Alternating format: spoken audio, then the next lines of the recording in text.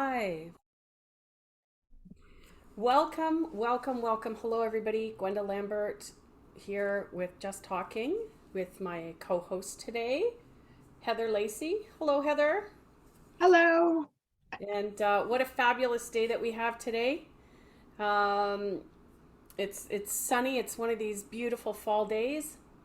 So, Mhm. uh, and actually, so today's topic is going to be because I did a post on Monday and it resonated with a few people. So we're going to take it on with our conversation here and get our insights.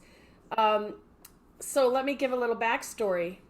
I was actually sitting with, because unlike a lot of people that are grief recovery specialists, I didn't have a recent death as such that brought me here. This actually showed me how good or how incomplete even my most uh, worked on embraced relationships were. Uh, so I can still remember what it was like at those points in time when I had a big loss, specifically death we're talking about today.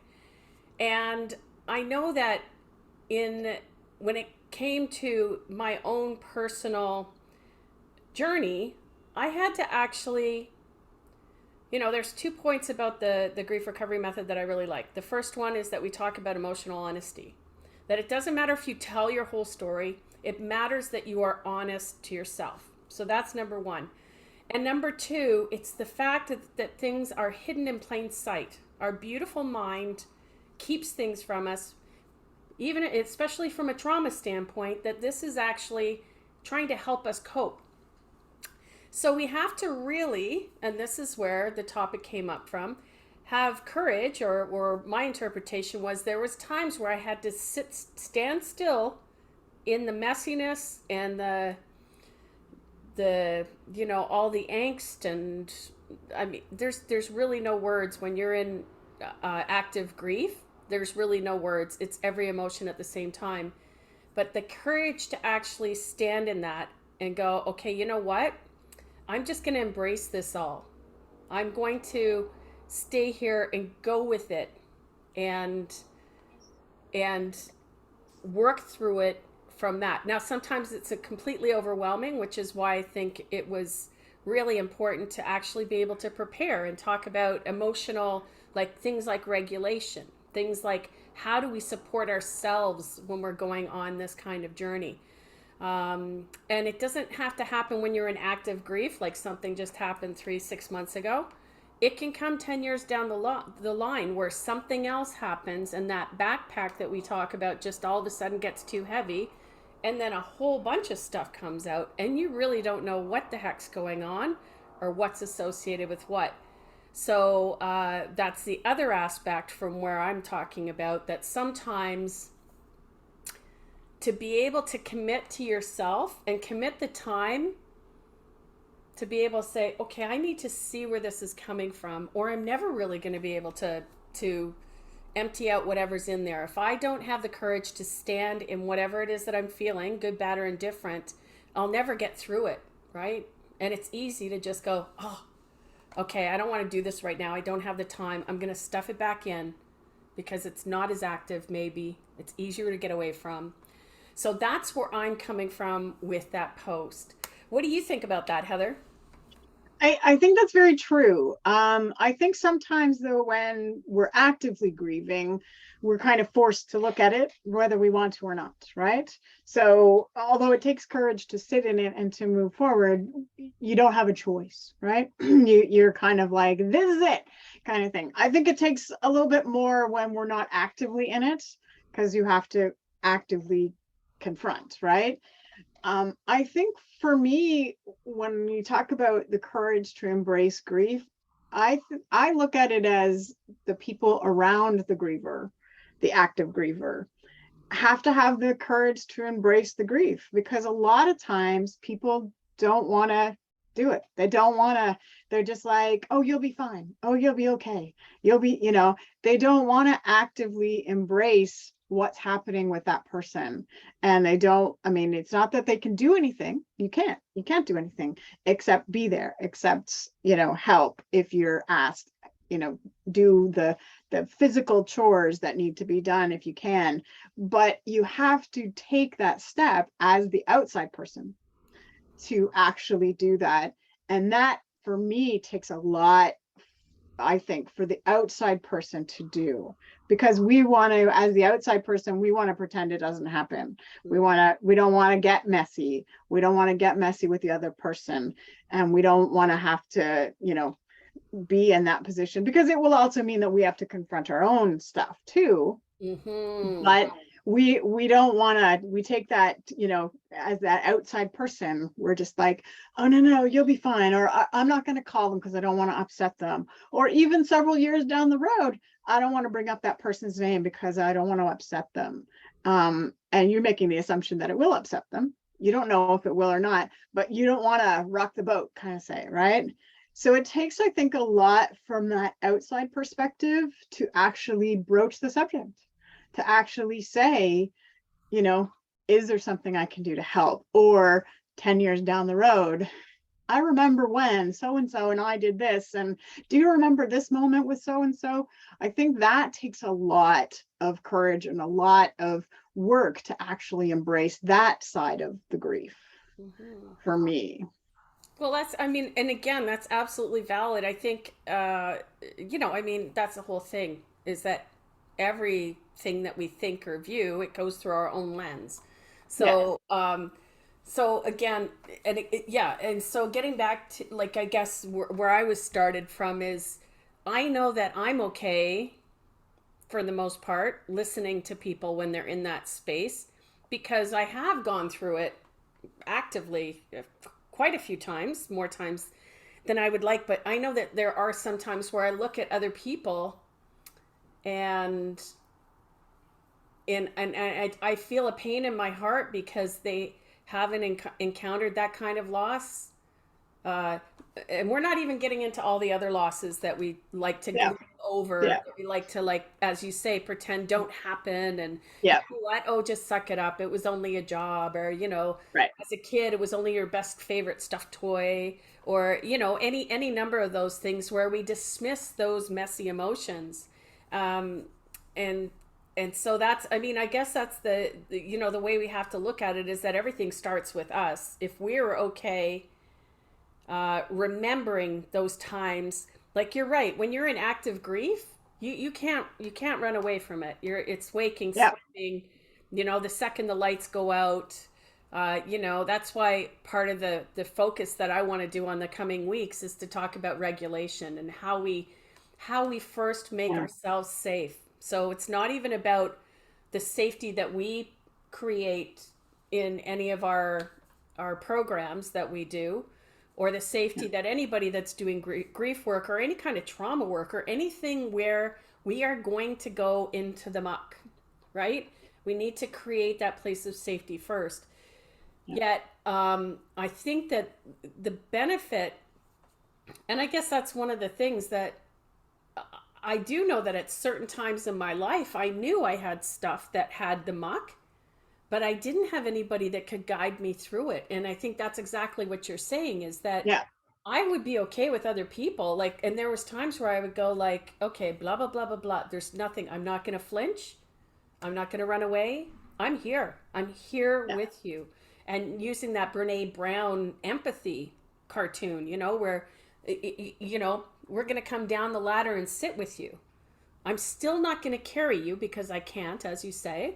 Yeah. I'm here with you. And that being able to sit there is hard. That is hard, you know? Yeah. Um, Yet I find that that's the most, in my experience, that's the most uplifting to me when people say, I can't believe you talk about grief. That's got to be hard. And it's like, I love watching people speak their truth, maybe for the first time, get ahas about themselves, that there is no other way that they're going to come to that realization, and then watching them as their heart expands, because it is broken open when we grieve, right? It's Yep. painful when we grieve, and then to be able to look at things around you just not automatically, because there's work to get there. It is work. It's all work, right? But then to be able to look at other people and just come with a more open heart. Does that make sense? What do you think? It does, and I just go back to the first part of that bit when you said, just right now, when you said that people say, "I can't believe you talk about grief and you work in grief," and it's kind of like you kind of want to look at them and say, well, there's no difference really talking about grief as there is talking about love. Oh, It's an emotion. We're talking about an emotion. And if you can't talk about love, or you can't talk about grief, or you can't talk about everything in between, then that's a different thing, right? That's a different issue. It's not that we're not dwelling in grief, we're not dwelling in sadness. We're talking about the emotion. It's an emotion. Like every emotion, it has its ups and downs, it has its ride through, and you find a way to navigate through, and to take the lessons from at that moment in time, and to move forward with that grief. That grief's not going away, just like love isn't going away, mm-mm. but it's going to change, right? That love is going to change for people, or a thing, or a passion. It's not going to stay the same all the time. We have different passions and different loves in our life. We have different griefs in our life. And to me, it's kind of one of those things where you're just like, it's no more difficult for me to talk about love than it is to talk about grief.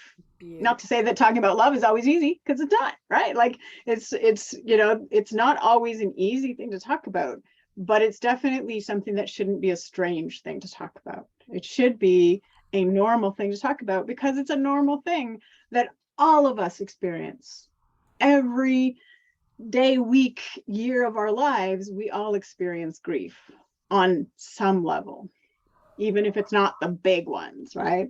Even if it's just little grief and little episodes of things, it's still a grief. It's still a loss. And we should be able to, we should, as individuals, as human beings, we should be able to talk about it. And just like we would about, you know, loving something. Oh, amen, sister. I felt that's beautiful. That's really it. I guess that's also, again, I just made it. I didn't make the assumption, but again, how we talk about this matters. How we talk about this to ourselves, and I did that again. That was another post that I put, is that, let's make crying as easy to embrace as laughing, right? Yep. Like Yep. when you laugh, I'll laugh. But if you're crying, I might get tears in my eyes. I might have Yep. I might be able to feel where you're at, and sit while you're feeling that. And that, Exactly. I think, is the greatest gift we can do with each other. But you're absolutely right too, to have that belly laugh with people. You don't Yeah. have to be totally okay with yourself. Oh my God, the snorting I do. But that's, I think that's exactly it, right? This also Yeah. gets into some of those other things, like, you know, um, rage, jealousy, Yeah. bitterness, disappointment, all these other things. And you're right, all of them deserve a seat at the table. So I love the Yeah. way that you put that. That's beautiful. So, yeah, just gorgeous. And so that's exactly it. All the messy emotions, because some of them, as you said, with love, Well, I was going to say, and to me, it's not messy emotions. It's yeah, not it's not the messy emotions, because they're just all emotions are emotions. messy, right? You know what Yes. I mean? Like, it's like they're all messy. They Sometimes they they're are. good, sometimes they're bad, right? And it's Well, it's they're just, not good or bad. That's the whole thing, right? yes, sometimes they're positive, sometimes they're negative, but there's always an up and down to any emotion, And again, right? I've always enjoyed a good cry. I've always Yeah. enjoyed a good cry. Yeah. PMS time, I would put on a sappy movie, one of those love. I love watching, sports movies. Why? Because at some point in time, and this is getting back to the original topic, they have to choose how they show up on the field. They Yeah. have to make a choice of doing the hard work. They Yeah. need to be able to say, whatever this takes for me to feel the joy at the top of the mountain, I need to do whatever it takes. And that sometimes includes sitting in the valley and going, Yep. you know what? Not quite there yet. And being okay with the fact that you might have FOMO. You might want to take a weekend off instead of booking your whole life. Because that too is just giving yourself the emotional space, Space. right? Yeah. So exactly. So all those exactly. So I'm just removing that now from my vocabulary because that's exactly it is just to embrace your emotional expression, Yep. whatever it can be. And at the Exactly. beginning, sometimes it can be overwhelming and overpowering. And for those of us that are on the receiving end of that, sometimes, especially if you've been holding stuff in for a long time, and all of a sudden something happens and you just, and we've all had those friends, colleagues, whatever, where they act in a way that's not normal for them. And by that, I mean that you're not accustomed to seeing them in that space. Even children, when they're grieving or trying to process their stuff, they can get all rangy and just running around like little crazy. That's terrible Yeah. language, but they're running around like all this energy. And I think that is like the next level of being able to look at people and know the people in your world enough to know that it's like, I mean, wouldn't this be a great exchange? um you know uh you, you seem to be, and I don't even know what that language is there something that you want to talk about? You seem like you're processing something, or, and again, Right. that language depends on where you are and who you're talking to, but wouldn't that be lovely if that was the norm? Right? Not that Well, exactly. we Right. take it all the time that going and freaking out all over the place is okay, because that's up to our responsibility. So just to put that in, go ahead. Well, but also the reverse is also true, right? Because sometimes people go the other way, right? And become very withdrawn or whatnot. But again, like you say, it's knowing those people in your world enough to say, hey, something's not right. Something is definitely happening. Yeah. Do you want to talk about it? Yeah. And if you don't want to talk about it, do you want me to just be here? Do you want me to go get some dinner because things are too crazy? Or whatever, or you're overwhelmed, or you're, whatever it is. Because I mean, sometimes we go the other route, right? We talk about grief sending us to the other, but sometimes something amazing can happen and we can get so excited and it's just like, okay, you're so excited. That's great. Let's get some food because you need to eat because you haven't eaten in 12 hours because you're so excited, right? Like, True, you true. know, like, so Yes. it's, as you say, it's knowing the people in your world and getting to know those people in your world to know, like, to be able to say, to be able to embrace their emotional state, right? Not only embracing your own emotional state, but be able to embrace their emotional state and to say, hey, what can I do to support you in this state? Whatever that state is, like if it's here or if it's down or if it's somewhere in between, what can I do to embrace you in that emotional state? And that's perfect, because I know that some of the stuff that was behind this was when I would see people post about emotions are all in your head, like that's the whole Tony Robbins, like, and you're absolutely right. When we can get to the point where we know what it feels like in our body, where we're aware of, do we have a bucket that we haven't opened Yeah. that's filled with emotions? Mostly. Do am I used to dealing with this, or even letting it out? Have I? And that's, I think that's the interesting part. When we do it, I think that there's a time where we need to, in my experience, that you need to let somebody else hold the wheel, Yeah. like, because you Yeah. can't drive and look at the same time. Yeah. And so, whether that's a therapist, if that's what works for you, whether it's something like the grief recovery method, which I think it's good for the whole reason that it gives you this larger view, and then it comes in, and it's Yeah. in a very structured way. And again, it doesn't, like, God knows I've been to enough master classes and conferences and do this weekend, NLP certifications and all that stuff, and all that stuff works, right? But that's exactly coming back again to what I was saying before about the bigger part is knowing how to regulate ourselves, knowing Yeah. when we feel, oh, I feel, what's Yeah. that feeling in the pit of my stomach? What's going on? Where did that come from? And to get to the point, because this is really about introspection. I love when people say, well, what's your passion? What did you like when you were a kid? But we don't actually look at our life and say, what have we been through to get us here? It's like, did you like climbing trees? Yeah, I love climbing trees. I love being in nature. But that doesn't help me understand why I used to hide in trees. Right. And if we don't put those two together, then we don't really get, and I guess that's probably what you can get into called like emotional bypassing or spiritual bypassing, where we can go into it a little bit. But as I used to joke with somebody who was I put on the hip waders and go right through the middle. They would put on stilettos and walk around the outside, and no matter what happens, you're still going to have to go through the muck. You have to go through, right? So anyways, your 2 cents on that? I think it's very true. Yes, we do have to go through, and I think that's the thing, right? We have to go through, and we have to be able to take that moment to have that introspection, and to see where it's coming from, the good and the bad, right? The positive and the negative, right? Because yes, grief will bring up all sorts of things and all sorts of feelings, and most of it will be sad. But there'll also be things that bring up amazingly happy moments in your life, and you need to look at those too, right? It's like, why was this moment happy? Like, why did I enjoy that so much? And one of the things with the pandemic, being at home and being here by myself and da da da da. And that was part of the reason I ended up getting into the grief recovery method, is because I was looking back over things in my life and I was like, you know what I really like doing is this, and what I really like doing was this.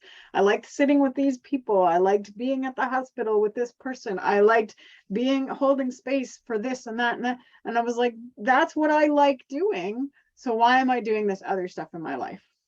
I got to pay the bills. I got to, that's all necessary things, but I'm doing things that are not necessarily completely fulfilling me. Although I enjoy them, they're not completely fulfilling me when I have this sitting in front of me, right? This is what I want to do. So find a way to do it, right? Which is what I'm ultimately doing. But it's because you took that time, right? And I mean, I was forced to because of the pandemic, but it's because I took the time to take that look and say, what is it that why is this not fulfilling for me? And what is it that I want to do that's fulfilling, right? So you need to take those time, even when it's something positive. Mm-hmm. What is it that is coming from that is resonating with you, and why? Mm-hmm. And once you understand those things, positive, negative, and everything in between, it gives you a clearer picture of yourself and a clearer picture of being able to look at people around you with a different view, I think, because Oh, then you're taking a more compassionate view of everybody around you, because you've been able to take a more compassionate view of yourself. and really an in-depth. I mean, I think that's and that's my experience is I finally feel now at the end of 10 years that the work that I've done has paid off in allowing me to look at my life differently, like moving Right. forward. Because I think that's the other thing that is common is that, oh, if I go and start crying, I'm afraid I'm never going to stop. And it's like, the thing is, if you give it space, you'll cry and I still cry. I had, like, I talked about this, my mom's death November 13th. Today is the 5th anniversary of the launch of my Wrestling with the Urn book and the death of one of my teammates from paddling, who was a fierce mother, Karen Smith. Shout out to Karen Smith. But and the thing is, because that relationship was I mean, she wasn't my closest friend, but we talked about things honestly. We dealt with whatever those feelings were. And that's the difference with doing any kind of introspection instead of the conversation coming out of you saying, well, that person's doing that. It's like, but who am I showing up as? Yeah. How am I? Who am I? I like doing this and this, but I really liked holding space for people in the hospital. That's a gift. That's a gift, right? And that is such a powerful thing to be able to hold space for people is a gift. I think that that's the greatest gift we can do for each other. So I love that. I love that. So we're coming again as we start with any conversation. We can go on, and we're almost at half an hour, which we try and cut them to half an hour. So I guess like my aha today, Heather, thank you, thank you. And again, this is why I love working with you, is because our experiences are, we come at it from different lights, right? Is that being the outside, we look at it differently. So it's always important to keep aware of what that filter is showing you. What's your aha from today, or what nuggets are you taking out of today? Well, I think it's just that, as we said, taking that time to do the introspection for yourself, and it's an ongoing thing, right? Like that it's not something that you do that introspection and you're like, oh, this is it, and that's not the end of it, right? Because at one point several years ago I did that, and I did a whole shift in where I was headed in my life, and I shifted from the corporate world to the arts world, and it was perfect, and it was great, and it was wonderful. And now it's time for me to do another shift, right? Like, so, and at some point down the road there may be another shift, right? Like, you're just constantly taking those moments to check in with yourself and make sure that what you're doing is fulfilling you, and that you're able to send that back out to other people. I love that. And what I loved is when you were talking about your family and that they didn't always understand why I was doing, but they always supported me in what I was doing. Right. Yeah. Oh, yes. Yes. And I love, I that's really, that's a wonderful statement for unconditional love. Yeah. Yeah. No, I definitely have that in a lot of my family members. They may not quite understand the types of jobs I do sometimes, but they're always like, okay, that's what you're doing and it works and you're good, then okay, we're good. So There you go. And that could be another topic, is unconditional love, and how does that really show yeah. up? How does that really look? But that's for another time. So, because here we are at 30 minutes, and we could easily, I keep trying to keep on our half an hour, Yeah. which we blow through commonly. So, thank you so much, Heather. I hope you guys Thank you. have, if there's any parts of this that you've enjoyed, please put it in the comments. This is going to be on the Just Talking YouTube channel, and it's going to be on Heather's and my, it's going to be on the Just Talking page, which is where you're seeing this. And Heather will also be posting it. If you have any questions about the grief recovery method or any of the things that we talked about today, please let us know, and we'll take it from there. So Just Talking will be back again next week, but I think Aisha's coming next week, and because she had the big C for, knocked her out for a couple of weeks. So we're just getting back to a schedule, and let's face it, once school starts, that's when the schedules start, right? That's when work becomes work. So thank you, Heather, for Thank you. being my partner in this, and again, beautiful insights this week. And we shall see you next week. Okay. Stop. Bye. Okay, bye.